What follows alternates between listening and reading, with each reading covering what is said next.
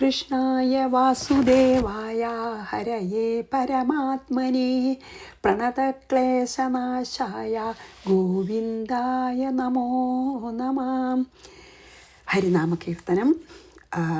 നമുക്ക് ശ്ലോകം 18 ചെയ്യാം. ഇതിൽ മുമ്പ് പറഞ്ഞ പോലെ ഇനി അടുത്ത കുറച്ച് ശ്ലോകങ്ങളിലൊക്കെ നാമസങ്കീർത്തന മാഹാത്മ്യമാണ് പറയണത്, നാമമാഹാത്മ്യം.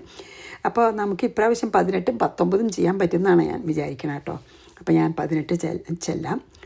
ഉള്ളിൽ കനത്ത മതമാത്സര്യമെന്നിവകളുള്ളൊരു കാലമുടനെന്നാകിലും മനസ്സി ചൊല്ലുന്നതാരു തിരുനാമങ്ങളവനു നല്ലു ഗതിക്ക് വഴി നാരായണായ നമഃ. അപ്പം നമുക്ക് അർത്ഥത്തിലേക്ക് പോവാം.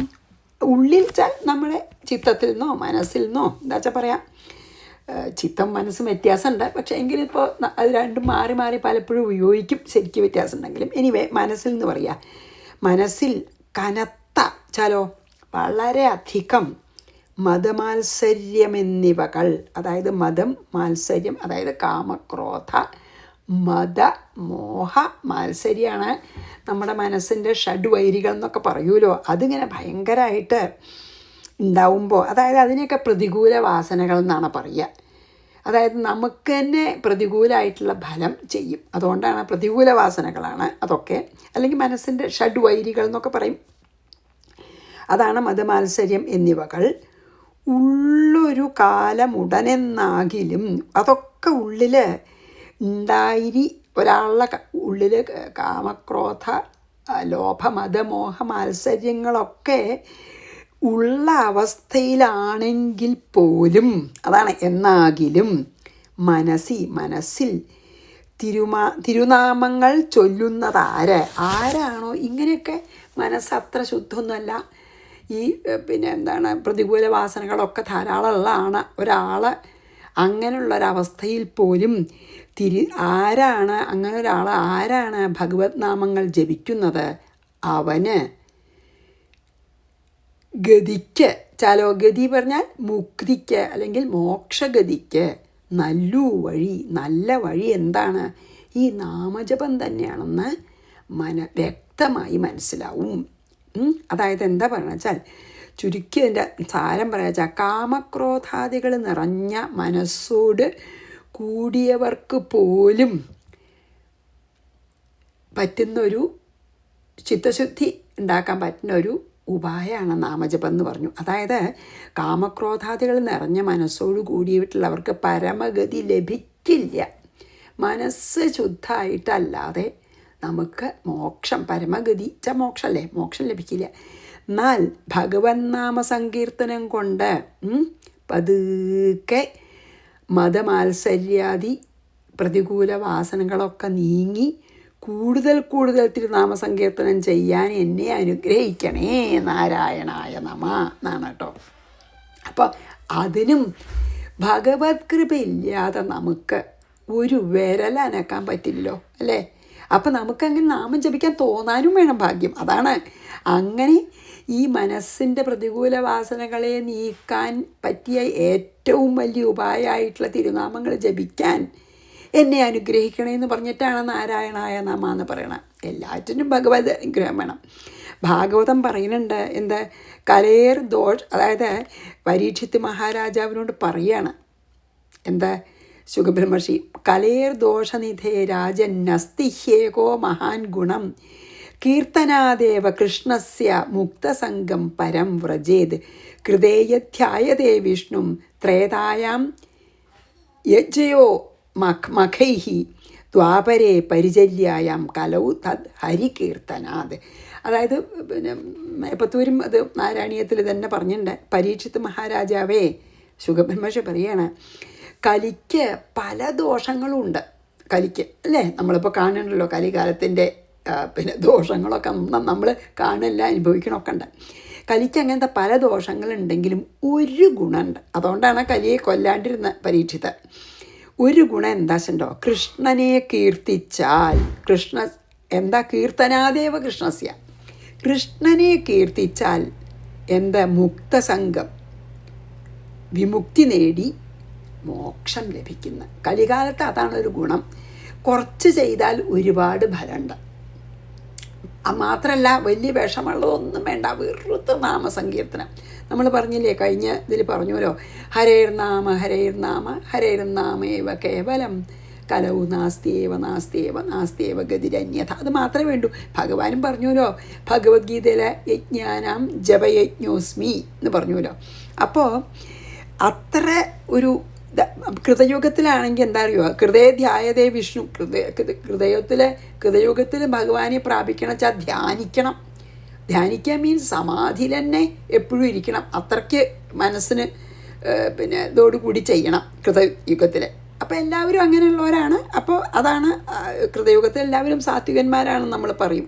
അപ്പോൾ ധ്യാനിക്കുക, അതായത് ശരിക്കും നമ്മൾ ഈ ധ്യാനവും ധാരണയും ആ സമാധിയിലെത്തണം. എന്നാലേ ഭഗവാനെ പ്രാപിക്കാൻ പറ്റുള്ളൂ. ഹാർഡറാണ് ഏതാ കൃതയുഗത്തിൽ. ത്രേതായുഗത്തിൽ യജ്ഞങ്ങളൊക്കെ ചെയ്യണം. യജ്ഞങ്ങൾ ചെയ്യണമെങ്കിൽ എത്ര ബുദ്ധിമുട്ടുണ്ട്. എന്തൊക്കെ സാധനങ്ങൾ ഒരുക്കണം, പിന്നെ ധാരാളം ആൾക്കാർ സഹായത്തിന് വേണം, സാധനങ്ങൾ വേണം, വലിയ സ്ഥലം വേണം, തീ കത്തിക്കണം, അല്ലേ, നമുക്ക് ഹോമമൊക്കെ വേണമല്ലോ.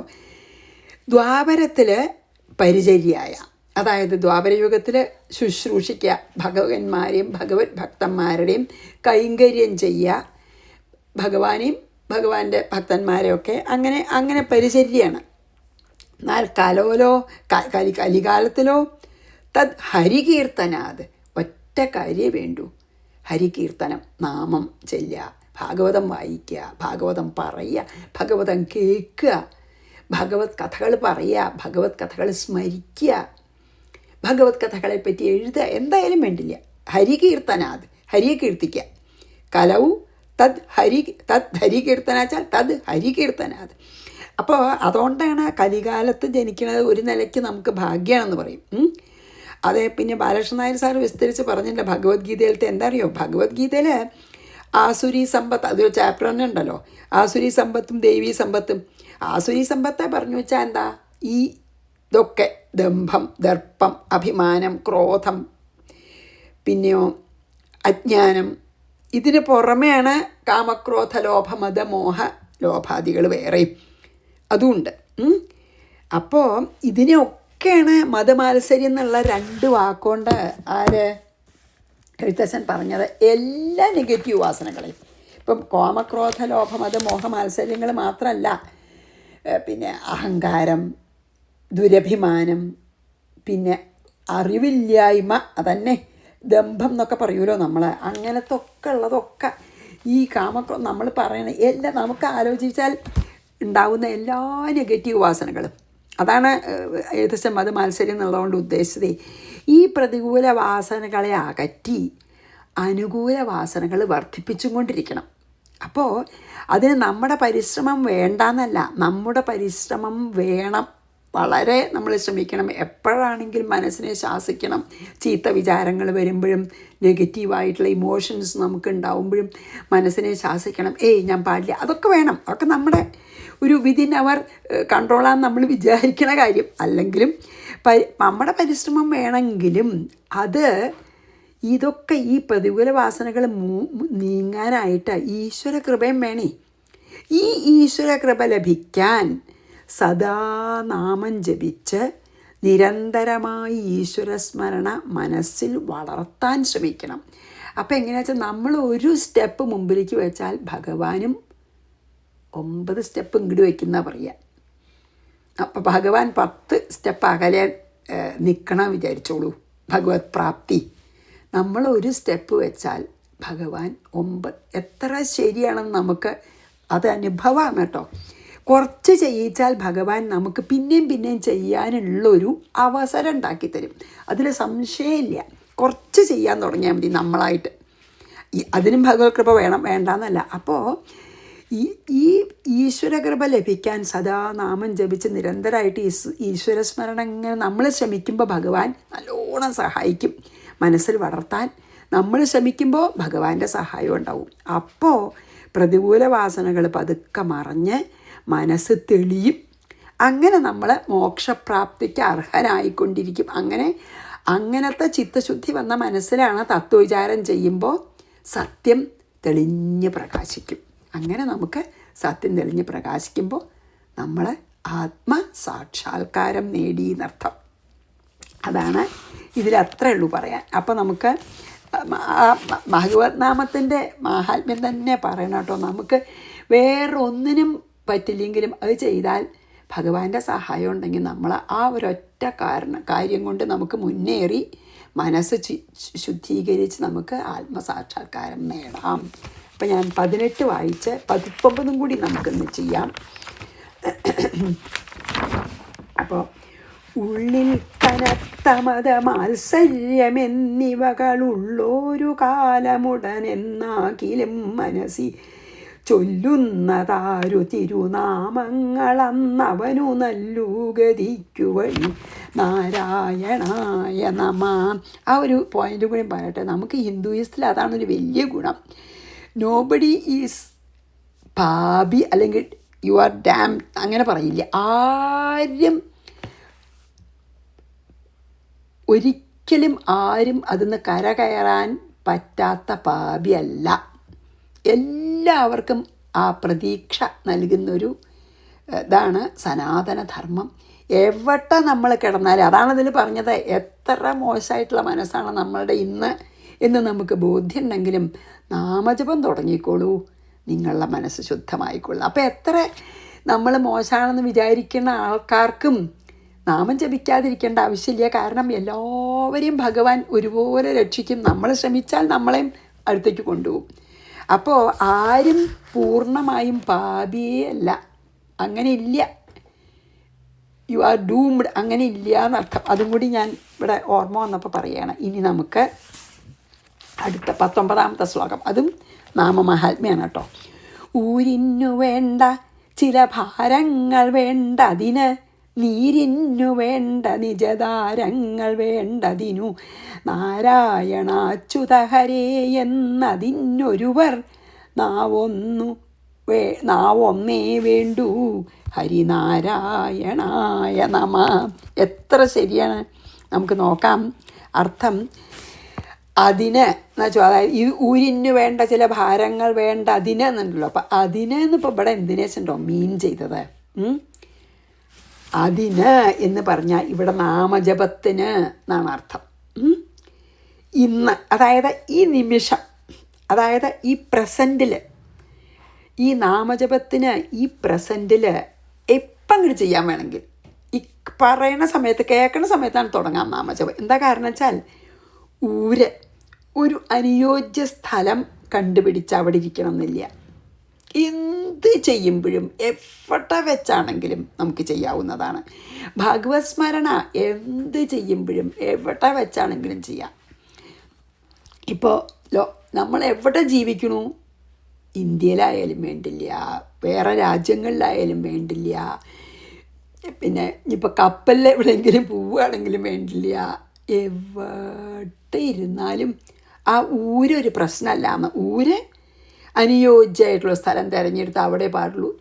ഒന്നും അങ്ങനെ ഇല്ല. അതാണത് പറഞ്ഞത്. അതായത് ഈ നാമജപത്തിന്, അതായത് ഈ സമയത്ത് ചെയ്യാൻ, ഇപ്പം അങ്ങോട്ട് ചെയ്യാം. അതിന് ഊര് നോക്കണ്ട, മീൻസ് അനുയോജ്യമായിട്ടുള്ള സ്ഥലം നോക്കണ്ട. ചില ഭാരങ്ങൾ വേണ്ട, അതായത് സാധനങ്ങളൊന്നും സംഭരിച്ച് കൂട്ടണ്ട. ദ്രവ്യങ്ങൾ ഇപ്പോൾ നോക്കൂ, യാഗമൊക്കെ ചെയ്യുക എന്തെല്ലാം, ഒരു യാഗശാല കെട്ടാൻ ഉള്ളൊരു സ്ഥലം വേണം. ധാരാളം ആൾക്കാർക്ക് യാഗത്തിൽ പങ്കെടുക്കാൻ തൊക്കോണം വലിയൊരു വിസ്താരമുള്ള ഒരു സ്ഥലം വേണം. അവിടെ യാഗശാല പണിയണം. അത് കഴിഞ്ഞാൽ അതിന് പുരോഹിതന്മാർ വേണം. എത്ര നെയ്യ് വേണം, എത്ര അധികം പിന്നെ ബാക്കി നൈവേദ്യങ്ങൾ അല്ലേ. പിന്നെ വിളക്ക് വെക്കണമെങ്കിൽ വിളക്കിന്, പിന്നെ ഹോമകുണ്ഡം കത്തിക്കണമെങ്കിൽ അതിനുള്ള സാധനങ്ങൾ, അതാണ് സംഭാരങ്ങൾ. അതായത് സംഭരിച്ച് വെക്കേണ്ട കാര്യങ്ങളൊന്നും ആവശ്യമില്ല. അതാണ് ചില ഭാരങ്ങൾ വേണ്ടാന്ന്. ഒന്നും അറിയണ്ട. അതിന് പുറമെ ആർക്കും ഉത്തരവാദിത്വം ഏറ്റെടുക്കണ്ട. മറ്റേ അർത്ഥം എടുക്കുകയാണ് ഭാരം എന്നുള്ളത്. റെസ്പോൺസിബിലിറ്റി ആർക്കും ഇല്ല. സംഭാരങ്ങൾ, ദ്രവ്യങ്ങളൊന്നും കളക്ട് ചെയ്യണ്ട.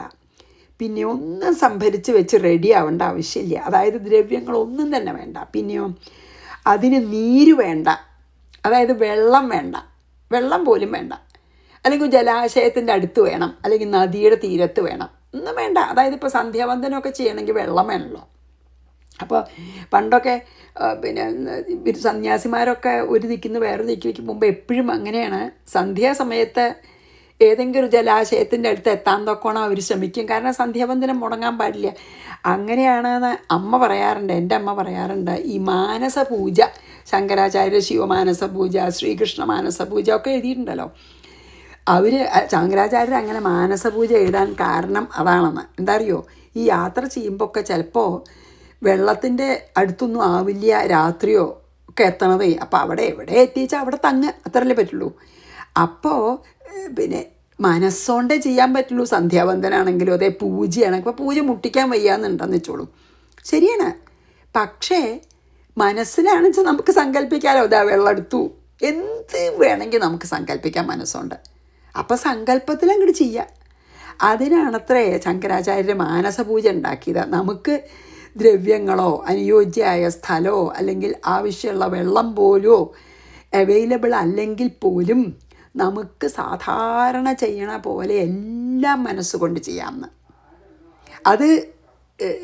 അത് ഇങ്ങനെ എനിക്ക് ശരിക്കും ഉള്ളിൽ തട്ടിയതിന് ശേഷമാണ് ഞാൻ എപ്പോഴും ഒരു കാര്യം ചെയ്യാറുണ്ട്. രാവിലെ നീട്ട് പിന്നെ ദിവസേന ഗുരുവായൂർ ആ പീലിയിൽ ചെല്ലണ ഒരു സുപ്രഭാതം ഉണ്ടേ, ആ സുപ്രഭാതം ചൊല്ലി അത് കഴിയുമ്പോഴേക്കും നടക്കിലെത്തുന്ന സങ്കല്പിക്കുക. അപ്പോൾ എന്നും ഗുരുവായൂർ തൊഴാൻ, മനസ്സുകൊണ്ട് തൊഴാലോ, എവിടെയായാലും അത് ചെയ്യാലോ. അത് ഞാൻ ഈ ശങ്കരാചാര്യരിൽ നിന്ന് ഇൻസ്പിറേഷൻ കൊണ്ടിട്ടാണ് അത് ചെയ്യാറ്. അപ്പം അങ്ങനെ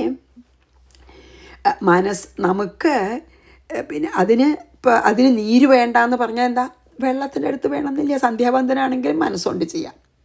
അങ്ങനെ അതായത് നാമജപത്തിനൊന്നും വേണ്ടല്ലോ, അതിന് ജലം വേണ്ട. അപ്പം ഇവിടെ നാമജപത്തിൻ്റെ കാര്യമല്ലേ പറയണം. അപ്പം നാമജപത്തിന് നീര് വേണ്ട, അതായത് വെള്ളം വേണ്ട, ഒരു നദീ തടോ ജലാശയ സാമീപ്യമോ ഒന്നും വേണ്ട. പിന്നെയോ നിജഭാരങ്ങൾ പിന്നെ നിജധാരങ്ങൾ വേണ്ട, അതായത് ബന്ധുക്കൾ സഹായം വേണ്ട, അല്ലേ. ഇപ്പോൾ യാഗമൊക്കെ ചെയ്യുമ്പോൾ ഭാര്യ ഇടത്ത് ഭാഗത്ത് യജമാന പത്നിയും വേണം, പത്നി ഇല്ലാണ്ട് പല ഹോമങ്ങളും ചെയ്യാൻ പാടില്ല, അങ്ങനെയൊക്കെ ഉണ്ടല്ലോ. അപ്പോൾ ഇവൻ അഗ്നിഹോത്രമൊക്കെ പണ്ടൊക്കെ നമ്പൂതിരിമാരൊക്കെ അങ്ങനെ പിന്നെ രാവിലെ ഇതൊക്കെ കഴിഞ്ഞിട്ട് വൈകുന്നേരം ആകുമ്പോഴേക്കും മടങ്ങി വരും. യജമാനനോ അല്ലെങ്കിൽ പിന്നെ പത്നിയും കൂടിയും കൂട്ടിയിട്ട് ചെയ്യേണ്ട കുറേ കാര്യങ്ങളുണ്ട്. അതുകൊണ്ടാണ് പിന്നെ അവരുടെ ഒന്നും സഹായം വേണ്ട, അവരോടൊന്നും ചോദിക്കണ്ട, അല്ലേ. അവരിത് ചെയ്തു തരും, ഒന്നും വേണ്ട. അതാണ് നിജധാരങ്ങൾ വേണ്ട, ബന്ധുക്കളുടെ സഹായം വേണ്ട. പിന്നെയോ എന്തിനാ അങ്ങനെ ചെയ്യാൻ? എന്ത് നാമം? നാരായണാച്യുത ഹരേ എന്നതിന്. നാരായണ അച്യുത ഹരേ അല്ലെങ്കിൽ സഹസ്രനാമത്തെ ഏത് നാമവും അല്ലെങ്കിൽ സഹസ്രനാമം മുഴുവനും ചെല്ലണമെങ്കിലും വെറും നാരായണ നാരായണ ജപിക്കണമെങ്കിലും ഹരേ രാമ എന്നുള്ള താരകമന്ത്രം ജപിക്കണേനും വിഷ്ണു സഹസ്രനാമം മുഴുവന് ചെയ്യണേനും അല്ലെങ്കിൽ ശിവസഹസ്രനാമോ ലളിതാ സഹസ്രനാമം എന്ത് ചെയ്യുകയാണെങ്കിലും നമുക്ക് ആരുടെയും സഹായം വേണ്ട. പക്ഷെ ഒരു കാര്യം വേണം, ഒരു സാധനം നമുക്ക് പറ്റണം. എന്താ അറിയോ? നാവെന്നേ വേണ്ടൂ. നാവ് മാത്രം, നാവ് ഒന്നേ വേണ്ടൂ. നാവ് പോലും വേണ്ട. എന്ത് ജപാണെങ്കിൽ, അതായത് മനസ്സിൽ ജപിക്കുക വെച്ചാൽ നാവ് പോലും വേണ്ട. അത് പറഞ്ഞിട്ടില്ല ഇതിൽ എഴുത്തച്ഛൻ. പക്ഷേ ശരിക്കും മനസ്സിൽ ജപിക്കുക വെച്ചാൽ നാവ് പോലും വേണ്ട, അല്ലേ. അപ്പോൾ നമ്മൾ ഉറക്ക ജപിക്കാൻ നമ്മൾ സങ്കല്പിക്കുകയാണെങ്കിൽ നാവ് ഒറ്റ കാര്യം വേണ്ടു ജപിക്കുന്നതിന്. ആ നാവ് ഒരൊറ്റ സാധനം ആവശ്യമുള്ളൂ. പക്ഷേ അതെനിക്ക് തോന്നാനും ചെയ്യാനും എന്നെ അനുഗ്രഹിക്കണേ നാരായണായ നമഃ. ശരിക്കും ആലോചിച്ച് നോക്കിയാൽ ഈശ്വരാരാധന നമ്മൾ ഈ കോംപ്ലിക്കേറ്റഡ് ആക്കേണ്ട ഒരാവശ്യമില്ല, അല്ലേ. കഴിഞ്ഞ ശ്ലോകത്തിൽ പറഞ്ഞ പോലെ ഈ കാമക്രോധ മതമാത്സര്യാദികളൊക്കെ നീക്കി ചിത്തശുദ്ധി വന്ന മനസ്സുകൊണ്ട് നിരന്തര ഈശ്വരസ്മരണം ചെയ്യേ വേണ്ടൂ. പക്ഷേ അതത്ര എളുപ്പമല്ല ഈ പ്രതികൂല വാസനകളെ മാറ്റാനേ. അത് എവിടെയെങ്കിലും തുടങ്ങണമല്ലോ പ്രതികൂല വാസനകൾ മാറ്റാൻ. കോംപ്ലിക്കേറ്റഡ് അല്ല, ശരിയാണ്, അത് മാത്രം മതി. പക്ഷേ അതും തുടങ്ങണമല്ലോ. ഈ പ്രതികൂല വാസനകളെ അകറ്റാൻ നാമജപം സഹായിക്കും. അതിനൊരൊറ്റ കാര്യം ആവശ്യമുള്ളൂ എന്നാണ് എഴുത്തച്ഛൻ പറഞ്ഞ. നാവ് ഒന്നേ വേണ്ടൂ. പക്ഷേ നമുക്ക് തോന്നണ്ടേ, എളുപ്പമല്ല.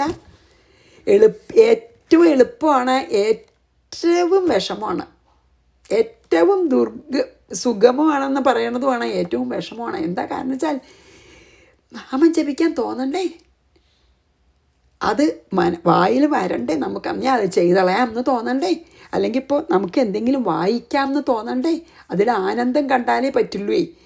അപ്പോൾ ഞൊച്ചൂർ സ്വാമി ഒരു പിന്നെ ടോക്കിൽ ഏതാണെന്ന് എനിക്ക് ഓർമ്മയില്ല കേട്ടോ, ഇങ്ങനെ കുറേ കേൾക്കുമ്പോൾ ഏതാണെന്ന് ഓർമ്മയില്ല, ഒന്നിൽ പറയുന്നുണ്ട് ഈ നാമജപത്തിനെ പറ്റി പറയുമ്പോൾ അതിൽ പറയുന്നുണ്ട് അദ്ദേഹം ആദ്യമൊക്കെ തുടങ്ങുമ്പോഴേ അത്ര വിഷമാണ്, ഒരു കല്ല് വായയിലിട്ട് കടിക്കണ പോലെ വിഷമാണെന്ന്. ഇപ്പോൾ അനവധി കുഞ്ഞിയെ കല്ലെടുത്ത് വായയിലിട്ട് കടിക്കാൻ നോക്കി എത്ര വിഷമമുണ്ട് നാമജപം, അത്ര വിഷമാണ്. പക്ഷെ അതങ്ങോട്ട് സഹിച്ച് എങ്ങനെയെങ്കിലും ഞാൻ ചെയ്യട്ടെ സഹിച്ച് കുറച്ച് കഴിഞ്ഞാൽ അത് വിഷമം അങ്ങോട്ട് കുറച്ച് കഴിഞ്ഞാൽ നമുക്ക് അദ്ദേഹം പറയണ്ടേ ഏറ്റവും ഇഷ്ടമുള്ളൊരു സാധനം തിന്നണ അത്ര ആനന്ദമാണ്, അത്ര രസം. അതിനേക്കാൾ രസമാണ് തിന്നണ സാധനം കുറച്ച് തിന്നങ്ങടെ ഇറങ്ങിപ്പോവും. മറ്റേത് തിന്ന് ജപിച്ച് കഴിഞ്ഞാലും നമുക്ക് എത്ര നേരത്തേക്കാണ് അതിൻ്റെ എന്തെങ്കിലും ഒരു നമ്മൾ നല്ലോണം മനസ്സ് ഉള്ളിൽ തട്ടി എന്തെങ്കിലും നമുക്ക് പ്രാർത്ഥിച്ചാൽ തന്നെ കുറേ നേരം അതിൻ്റെ ഒരു വെളിച്ചം നമുക്ക് തോന്നും. എല്ലാവർക്കും തോന്നണതല്ലേ അത്, സുഖമായിട്ട് തൊഴാൻ പറ്റി, നമുക്ക് അങ്ങനെയൊക്കെ ഉണ്ടല്ലോ. അല്ലെങ്കിൽ ഇന്ന് എന്താണെന്ന് വെച്ചാൽ നല്ലോണം എനിക്ക് ഉള്ളിൽ നല്ലോണം ഹൃദ്യമായിട്ട് പ്രാർത്ഥിക്കാൻ പറ്റി, എന്നാൽ കുറേ നേരത്തേക്ക് അപ്പോൾ ഭക്ഷണ സാധനങ്ങളൊക്കെ നമ്മൾ കഴിക്കുന്ന സമയത്ത് നല്ല എൻജോയ് ചെയ്ത് കഴിച്ചാണ് ഈ തൊണ്ടയിൽ കൂടെ ഇറങ്ങിക്കഴിഞ്ഞാൽ കഴിഞ്ഞു അല്ലേ.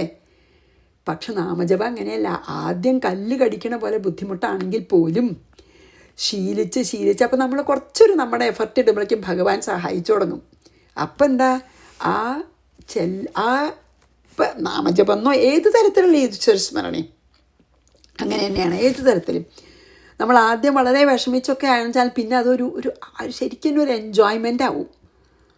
ഇപ്പോൾ പിന്നെ ഈവൻ ഹരിനാമകീർത്തനം അങ്ങോട്ട് നമ്മൾ വായിക്കാൻ തുടങ്ങുമ്പോൾ ബുദ്ധിമുട്ടാണെന്ന് വെച്ചാൽ അത് കുറച്ച് കഴിയുമ്പോൾ അങ്ങോട്ട് നമുക്ക് രസമാവും. നമുക്ക് പലതും അങ്ങനെ അനുഭവം ഉണ്ടല്ലോ, അതാണ് അത് പറയണത്. അപ്പം അത് നമുക്ക് ആദ്യം നമ്മളൊരു സ്റ്റെപ്പ് വയ്ക്കുമ്പോഴേക്കും ആ പ്രതികൂല വാസനകളെ അകറ്റാൻ നാമജപം സഹായിക്കണമെന്ന് മാത്രമല്ല, അതിന് ഒരാളുടെ സഹായവും വേണ്ടാത്തൊരു ഈശ്വരാരാധനയാണ്. പിന്നെ എന്തിനാണ് നമ്മൾ വലിയ ഈശ്വരാരാധനയൊക്കെ ഇങ്ങനെ കോംപ്ലിക്കേറ്റഡ് ആക്കണം? നാമജപോ അല്ലെങ്കിൽ അവനവൻ തന്നെ വായിക്കേ മനസ്സിലാക്കേ ഈശ്വരൻ്റെ കഥകൾ പറയേ കേട്ടാലും മതിയല്ലോ. ശ്രവണമാണ് ഏറ്റവും സ്ട്രോങ് ആയിട്ടുള്ള ഇന്ദ്രിയം, ശ്രവണേന്ദ്രിയാണെന്നാണ്. അതുകൊണ്ടാണല്ലോ പിന്നെ പ്രഹ്ലാദൻ പറഞ്ഞത് ഹിരണ്യകശിപു ശ്രവണം കീർത്തനം വിഷ്ണോഹ സ്മരണം പാദസേവനം അർച്ചനം വന്ദനം ദാസ്യം സഖ്യം ആത്മനിവേദനം. 9 നവവിധ ഭക്തിയിൽ നവവിധ ഭക്തി പറഞ്ഞു കൊടുക്കുകയാണ് ആർക്ക്? അച്ഛന് ഹിരണ്യകശിപുവിന്. അതിൽ ഏറ്റവും ആദ്യം പറഞ്ഞാൽ എന്താ അറിയോ? ശ്രവണം. അത്ര നമുക്ക് ഏറ്റവും ശക്തിയുള്ള ഇന്ദ്രിയ അത്ര ശ്രവണേന്ദ്രിയെ അത്രേ വേണ്ടൂ. ഭഗവത് നാമം വേറെ വല്ലവരും ചെല്ലണത്, ഇപ്പോൾ വിഷ്ണു സഹസ്രനാമമൊക്കെ നമുക്ക് ഇഷ്ടമുള്ള ഒരാളെ ചെല്ലണത് തെറ്റില്ല, ചെല്ലണത് കേട്ടാലും മതി. നമുക്ക് ചെല്ലണമെങ്കിൽ ചെല്ലാം, ഇല്ലെങ്കിൽ വായിക്കണത് കേൾക്കാം, ഇല്ലെങ്കിൽ ഭാഗവതം പറയണത് കേൾക്കാം, അല്ലെങ്കിൽ ഞൊച്ചൂർ സ്വാമിയെ പോലെയുള്ള വലിയ മഹാത്മാക്കൾ പറയണ അതിനെപ്പറ്റി പറഞ്ഞു തരണത് കേൾക്കാം. എല്ലാം ഭഗവത് സ്മരണയാണല്ലോ. അതൊക്കെ നമ്മൾ ഭഗവാനെയാണല്ലോ വിചാരിക്കണത്. നമ്മൾ ഇനി അതൊന്നും സൗകര്യമില്ല ഒരാൾക്ക് ചെവി കേൾക്കില്ല വെച്ചാലും നാമം ജപിക്കാമല്ലോ. ഇനി നാവ് ശരിക്കും പ്രവർത്തിക്കണില്ലെങ്കിൽ പോലും നമുക്ക് മനസ്സിൽ ജപിക്കാം. അപ്പോൾ അതാണ് ഇതിൽ പിന്നെ എഴുത്തച്ഛൻ ഈ ഒരു ശ്ലോകത്തിലും നാമമാഹാത്മ്യം പറഞ്ഞു. അപ്പോൾ നമുക്ക് 19 ചൊല്ലി ഒന്നും കൂടിയും ചൊല്ലി ഈ സെഷൻ ഇവിടെ നിർത്താം. ഊരിന്നു വേണ്ട ചില ഭാരങ്ങൾ വേണ്ടതിനു, നീരിന്നു വേണ്ട നിജധാരങ്ങൾ വേണ്ടതിനു, നാരായണാച്യുത ഹരേ എന്നതിനൊരുവർ നാവൊന്നേ വേണ്ടു, ഹരിനാരായണായ നമഃ. ശ്രീകൃഷ്ണാർപ്പണമസ്തു. സർവത്ര ഗോവിന്ദനാമ സങ്കീർത്തനം. ഗോവിന്ദ ഗോവിന്ദ. ഗുരുവായൂരപ്പ ശരണം.